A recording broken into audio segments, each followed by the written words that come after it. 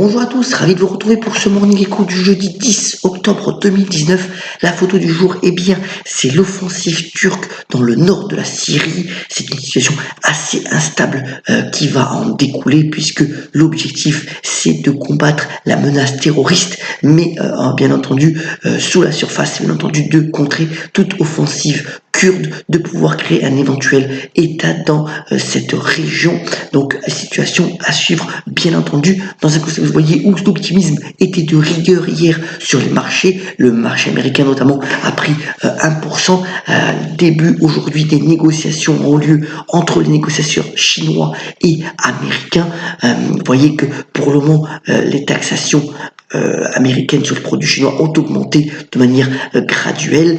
Pour le moment, beaucoup de rumeurs et démentis sont sur le feu de l'actualité. On verra si ces négociations finalement aboutissent. Il pourrait y avoir un accord, notamment sur la devise chinoise, mais rien n'est moins sûr pour le moment. Autre point aussi important, une rencontre significative entre le Premier ministre irlandais et donc Boris Johnson pour essayer d'avancer un petit peu sur le dossier du Brexit, puisque l'ultimatum du 31 octobre avance à grands pas.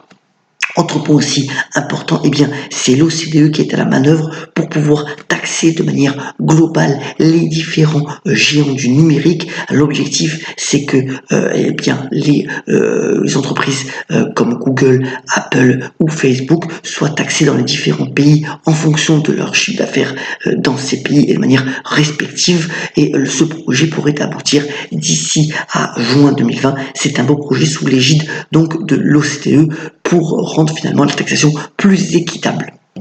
Autre point aussi, ce serait donc Hong Kong qui rentrerait de nouveau en récession. C'est la première fois depuis la grande crise financière de 2009 que Hong Kong pourrait donc être en récession. Vous voyez que les ventes à la fois globales mais aussi de produits de luxe sont en baisse de manière assez significative. Bien entendu, les émeutes récentes font que la situation de Hong Kong est délicate sur le point de vue économique. Et d'ailleurs, c'est Singapour qui en profite notamment sur les flux de capitaux.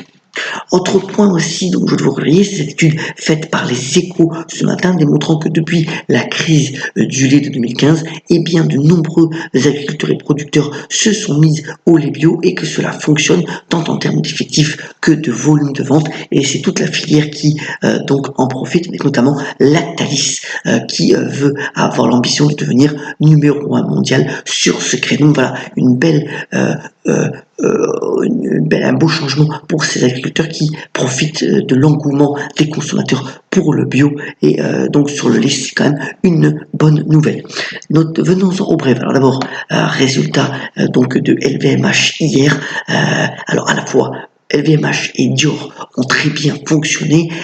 Finalement, les émeutes à Hong Kong n'ont pas eu beaucoup d'effet sur le chiffre d'affaires et le groupe dirigé par Bernard Arnault continue de surfer sur la vague de l'engouement pour le luxe premium et ces résultats devraient d'ailleurs être salués à la Bourse de Paris tout à l'heure à l'ouverture. On aura aussi deux résultats intéressants sur l'impact du ralentissement économique mondial sur de grandes sociétés. D'abord, Mondi, donc c'est un papetier et spécialiste du packaging sud-africain. Il va donner donc ses perspectives sur donc le prix du papier et la demande. C'est assez intéressant donc de regarder donc Mondi et puis Givaudan qui est un fabricant donc d'arômes, de parfums et d'ingrédients cosmétiques. Lui aussi, donc vous voyez, la trajectoire boursière a été quand même assez florissante depuis 5 ans. Il va donner aussi ses perspectives donc sur son marché mondial qui devrait être, à notre sens, encore assez dynamique pour les prochains trimestres. Hier ont été publiés aussi avant-hier les résultats de Lévi-Strauss. Alors vous voyez que l'action a baissé de plus de 7,40%, se rapprochant finalement de son nouveau cours d'introduction en bourse.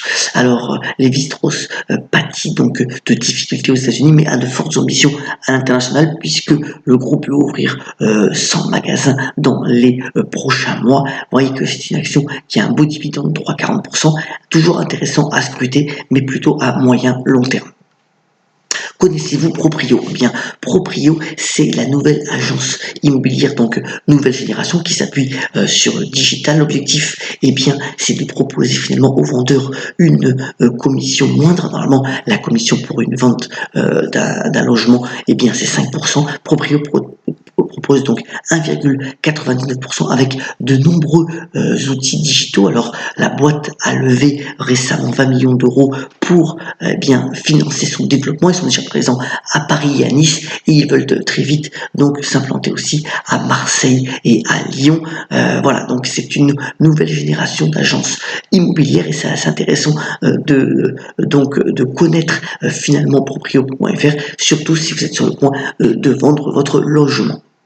Autre point aussi, eh bien, c'est Sony qui a dévoilé la date de sa prochaine PlayStation. Ce sera donc pour Noël 2020, notamment avec une nouvelle manette qui permet véritablement de rentrer dans le jeu vidéo d'être en immersion. Donc voilà, nouvelle, ce sera donc pour l'année prochaine et les amateurs auront encore quelques mois à attendre pour pouvoir donc se l'approprier. Terminons ce Morning Co en vous souhaitant une excellente journée par la citation donc du sculpteur suisse Alberto Giacometti qui a notamment dit: la grande aventure, c'est de voir surgir quelque chose d'inconnu chaque jour dans le même visage. C'est plus grand que les voyages autour du monde. Voilà, c'est donc son point de vue. On vous souhaite une bonne journée et on la pêche et soyons comme d'habitude bien solidaires et à demain pour le Morning Echo. Excellente journée à tous.